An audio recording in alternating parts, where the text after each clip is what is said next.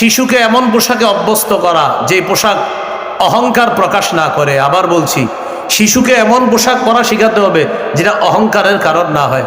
শিশু যেন আরেক শিশুরে গিয়ে না বলে, হ্যাঁ আমার আব্বা দেখছস কি দিছে, তোরটা কেমন, ছি এটা বেশ ভালো না, নাউজুবিল্লাহ। আপনার শিশু আরেকজনের শিশুরে যেন এগুলো না বলে। নাসাইর হাদিস 5148 নম্বর হাদিস। قال رسول الله صلى الله عليه وسلم كلوا واشربوا وتصدقوا والبسوا ما لم يخالطه إسراف أو مخيلة। নবীজি বলেন, তোমরা খাও, তোমরা পান করো, তোমরা দান করো, তোমরা পোশাক পরিধান করো, যতক্ষণ অপচয় না হয়, যতক্ষণ অহংকার প্রদর্শন না হয়। তাহলে খাও, খাওয়া যেন তোমাকে অহংকারী না বানায়, অপচয়কারী না বানায়।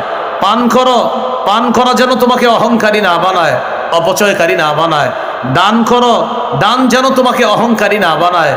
পোশাক পরিধান করো, উম্মত, পোশাক পরিধান যেন তোমার অপচয়ের কারণ না হয়, অহংকার প্রদর্শনের কারণ যেন না হয়।